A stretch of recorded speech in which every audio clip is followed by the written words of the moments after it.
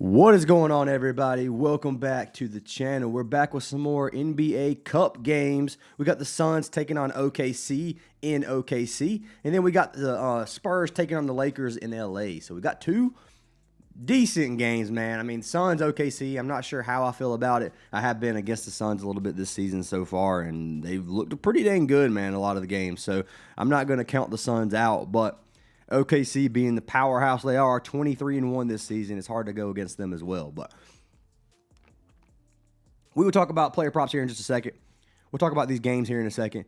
The first thing we need to do, guys, is pick a winner from our last video to win a free month of our VIP. So that being said, if this video gets 250 likes, I will select a random comment down below to win a free month of VIP. So drop a like, leave a comment on the video. If you're new to the channel, make sure you're subscribed. And let's go ahead and pick our winner from yesterday. So the winner is going to be for the OV Visions, who said Scotty Barnes being the taco makes this video even better, LOL. All right. So Visions, send me a message on Discord. First of all, you want a free month of VIP. I appreciate you leaving a comment on the video, and I'm assuming a like, but regardless, I appreciate you. Scotty Barnes, man, let's talk about him because I really thought Scotty was going to be a good play yesterday. And when I saw him as a taco, my heart kind of just dropped a little bit. I was like, dang, man, really? Barnes is going to do this to me just because it's a taco. Because there's like a curse, man. If I play a free pick and it becomes a taco, it's like it always misses. And the first taco we actually cashed out on, which was nice. We still have the NFL taco coming up. We got this one. Bam with Paolo, 100 to win 225. Nice little 2.25x, which was great. Bam was sweaty as heck. So I'm glad he ended up pulling through for us. But that taco cash, Barnes ended up selling our bread. So can't do anything about it. Ingram had a pop-off game. Barnes did absolutely nothing. So I can't.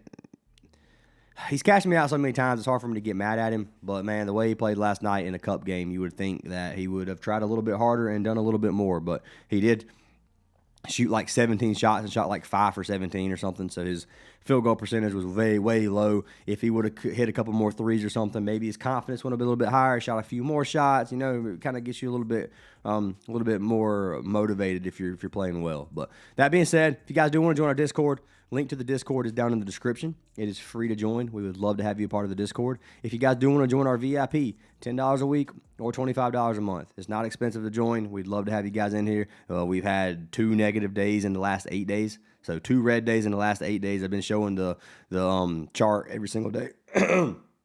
Yesterday was a red day for me. I personally missed out on Heat money line, which Heat looked strong in the first quarter. They gave it away. Magic just weren't missing. So Heat money line cost me half a unit, and then I put half a unit on the Knicks first half spread with cash. So I almost broke even on the sports book. Then I missed a free pick and hit a taco, and that's pretty much all I played. I didn't really play too much yesterday, so a little bit red. I was red about half a unit, so not too bad. But Discord's down in the description. We'd love to have you guys a part of the community if you're not in there already. And let's go ahead and talk about some of these games, guys. So first game that we have is going to be the Suns taking on the Thunder in OKC. Now, this line last night was almost plus 800. Slightly worse now. OKC at minus 747. Very difficult to play this game in terms of sportsbook. Minus 14.5 point spread. How can you really or 14.5 point spread, I mean.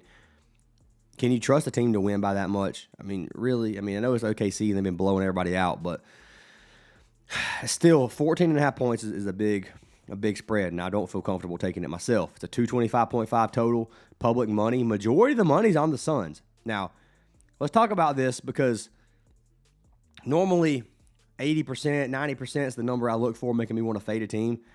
If they're plus 700 underdogs, 50 and 60% can make you want to fade them because you got to understand if half the money's on a team making at plus 700, then they have to pay out 7 times the amount of money on that plus 700. So for every $100, they have to pay out an extra $726 according to Novig odds. So yes, it is just as bad seeing a 57% at plus 700 as it normally would be at like 80% at minus 300. So for me, can't trust the Suns here. It's OKC all day. If it was like 90% OKC or something, maybe I would sprinkle a little bit on Phoenix. And yesterday it was. Yesterday there was a lot of money on Phoenix or on the Thunder. And I really almost considered putting money on Phoenix to like a quarter of a unit just to maybe pull the upset and win me a couple units because it would be higher low risk, high reward. But right now, I can't do that. Devin Booker's questionable. I think he plays, but who knows, man? Who knows if he plays, how many minutes he gets, what's going on. OKC's missing Isaiah Joe. Hartenstein's still out. Sorber's out for the rest of the season, obviously. So got a couple injuries there. And I do think that OKC still pulls out the dub. I think Hartenstein or let me get that cough drop out. So I apologize. I don't know if you guys can hear the cough drop or not, but that thing is not helping my cough, and it's making it very hard to talk. So I apologize for that. But anyways, I think OKC wins this game regardless. I got them to win. Minus 700, you can't play it, so I can't really put money on that. But I do think they win. I might play in my minus 4.5 or something and play it with the Lakers or something. Maybe get like a plus money play depending on the odds. I have to go take a look at what the value actually will be on that slip. But that has some potential. Spurs versus Lakers. This game last night was actually, there was some good value on the Lakers. The Lakers were like minus 160. And I almost locked the Lakers in because Wembanyama was questionable. Wemby has been ruled out, which means that the value on this play went way, way down, and I'm a little bit disheartened that I didn't take the Lakers. So I'll tell you why I didn't take them. You can see the money on the Lakers. 78% Lakers money line, 87% Lakers covering a 6.5-point spread. For me, last night, if Wemby played, I was like, you know what? The Spurs can take this game. I was still leaning Lakers because I figured Wemby would be limited, but I was still thinking that maybe the Spurs can take this game. But now, like, Wemby ruled out, man. The Spurs are still good without Wemby. Don't get me wrong. They have Castle back. They're a good team.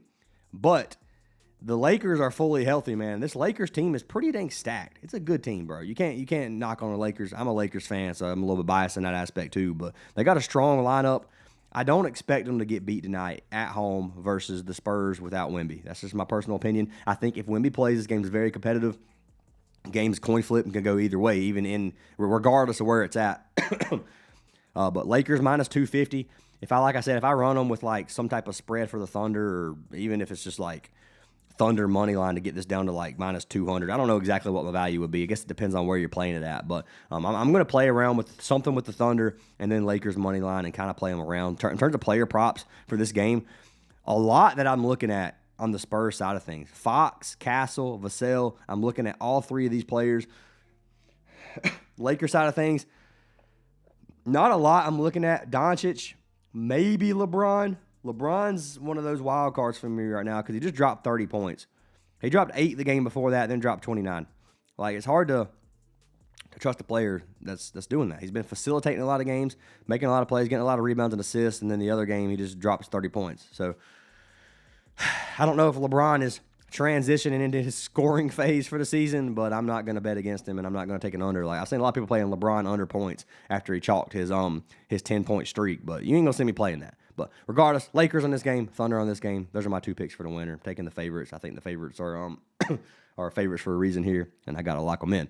Talking about player props, guys, let's go ahead and lock in 2 slips. I do want to say, if you guys do want to get a free month of VIP, you can sign up for any partnered app down in the description. Parlay Play is the one that I'm going to recommend. Right now, Parlay Play has a couple boosts up, Doncic as well as Holmgren. Decent payouts on these 2 plays.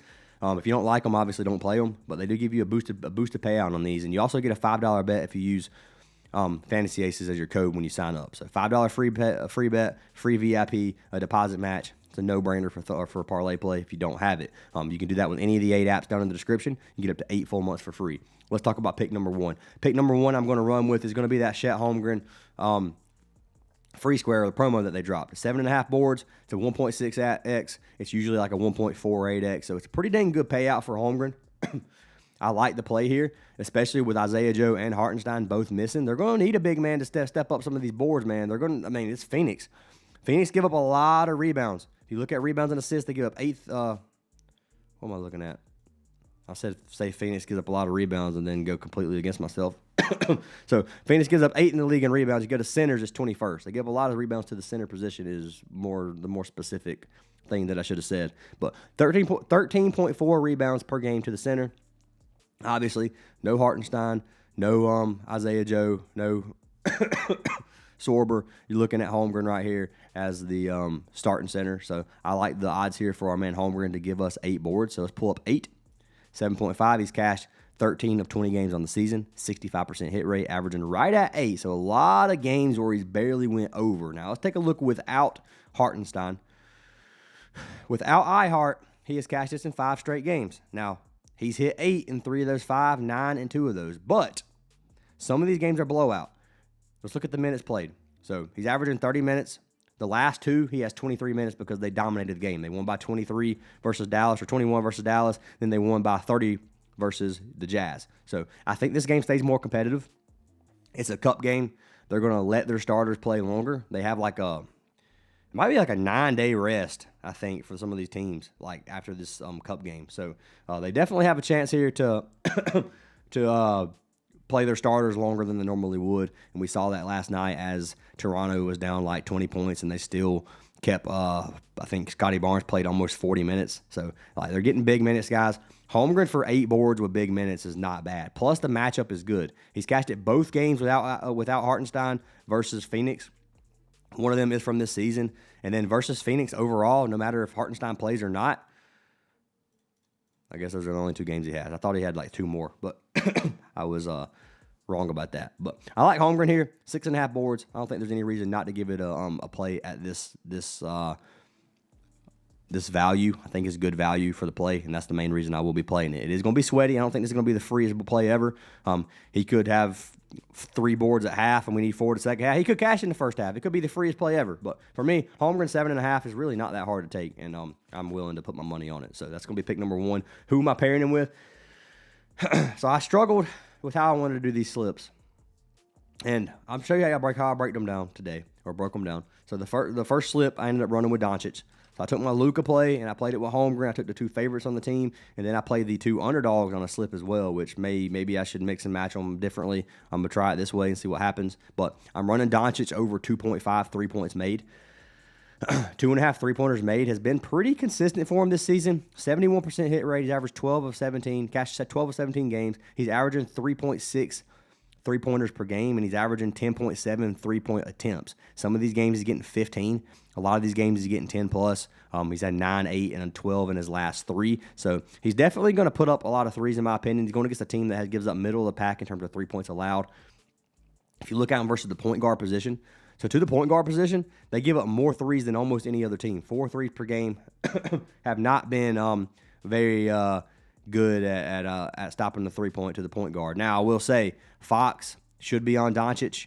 Fox is a good defender. Doncic might struggle a little bit compared to normal. I think this is going to be a competitive matchup there, and I still think Doncic gives us 2.5 3-points. So I'm assuming they're going to put Fox on Doncic. I guess it could it could be swapped around a little bit, but that's my assumption here. Coming over here and looking at Luka's shot chart, you can see he has a yellow matchup from behind the 3-point line where he shoots 43% of his shots. Then he has a green matchup mid-range, and he has an orange and yellow matchup in the paint. This looks good to me. Nothing bad here at all. And I do think he cashes this out here. So that's one reason I like Luka. We can lock Luka in here with Holmgren. This should give us a decent payout right out of double up. It gives us a 1.95x, so a little bit lower than a double up. I'm going to put 1 unit on it, $250. We're going to hit place here. We're going to come to track picks. You guys can see we have Luka Doncic over 2.5 3-points made with Chet Holmgren over 7.5 rebounds as our first slip of the day. Now, the next slip I will be running on Prizepicks. So if you're a Prizepicks player, you're getting some love here. Some people aren't going to like this slip. I like this slip better than the Holmgren Doncic slip. I'm going to go ahead and tell you. This is my favorite slip of the 2. That doesn't mean much. It doesn't have much weight saying that, but I'm just telling you it is my favorite of the 2. We're looking at Devin Vassell. Now, I told you guys there was a lot of Spurs players I was looking at. Fox. I like Fox at 29.5 PRA. I almost put him in the slip. I like Castle at 24.5 PRA. I almost put Castle at 24.5 PRA in this slip. So let's talk about what I ended up doing. I ended up taking Vassell at 13.5 points. He has cashed this 16 of 23 games. He's averaging almost 16 points per game.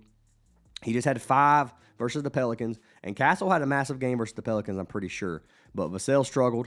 He is averaging 13 field goal attempts per game. He has a lot of these games where he's getting 17 to 20. He's putting up a lot of points. A lot of these games without Castle, he has been putting up bigger numbers as well. So we're going to go games without Castle. We're going to go without Wemby, first of all. Without Wemby, he's cashed 8 of 11.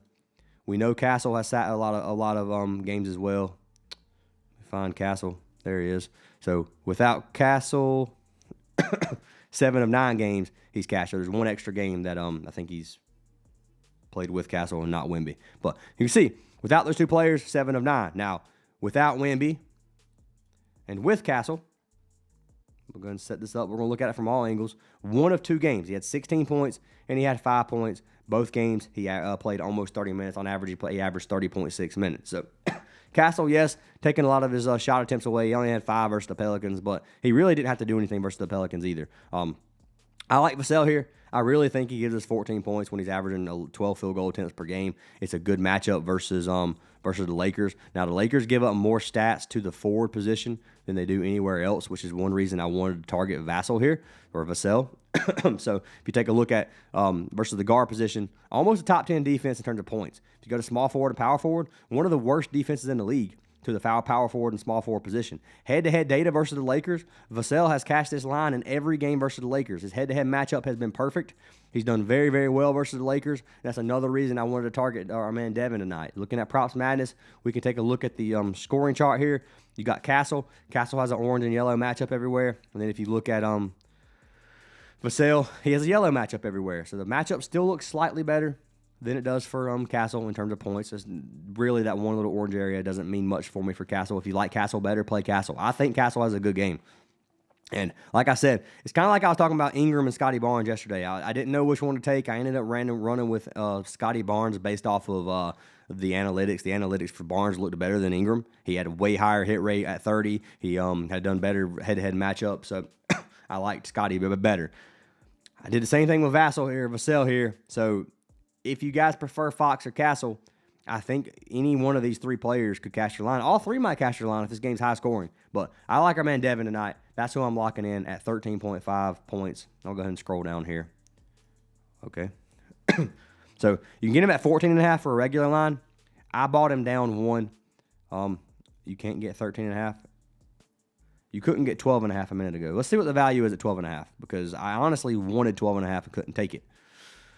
Okay, so Vassell is our 3rd pick. Who did I pair Vassell with? I paired him with Royce O'Neal. This is the one I know people are going to hate. I don't put money on Royce ever, and there's a reason for that. Royce is very inconsistent. He has looked good this season. He's averaging 19 PRA. You can get his line at 13.5 PRA, where he's cashed 83% of games this season.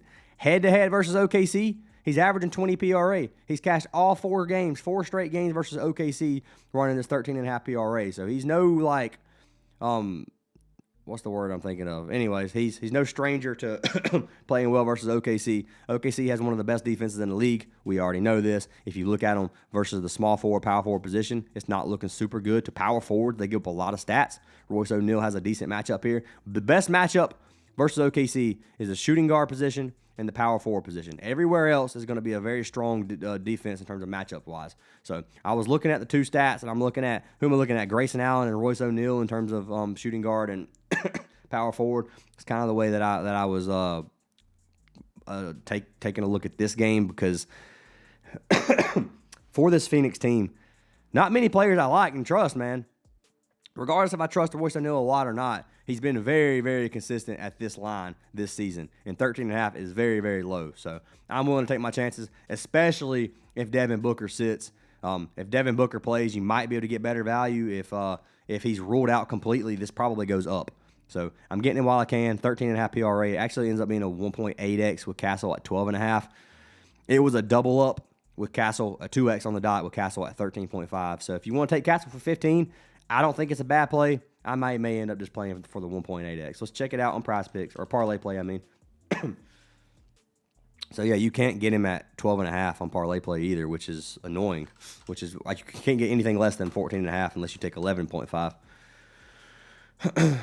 So, yeah. So, I mean, this is the closest value you get would be 11.5 with 14.5 for Royce, which, honestly, I don't dislike this either. This is a 2.12x. So what you got to look at here is Royce worth an extra PRA? Hit rate doesn't change. I think I'm going to play it here. You get a point lower for Castle. It goes down to an even number, so he only needs 12 to cash. It just dropped. Did you guys see that? It just dropped from a 2.12x to a 1.94 while I'm standing here or sitting here. That's crazy. I think I trust Royce to give me one more PRA than I do Castle to an extra point. But that's kind of, I may end up playing both sides just to see. I got locked in live, so you guys can see, though, both plays. You guys can lock them in if you like them. You can fade them if you don't. Those are what I have for today, guys. I've already picked the winner of the games. Not much you can do there. But join the Discord if you're not in there already, guys. We'd love to have you. It is free to join. Make sure you guys are a part of the WAP. If you're not already, just pay through WAP. It gives you access to the VIP channels on the Discord. You can try it out for $8 for a week. Very, very cheap. We'd love to have you guys in there. But link for that's all down in the description. I'll see you guys in the next video, and I hope you guys cash out.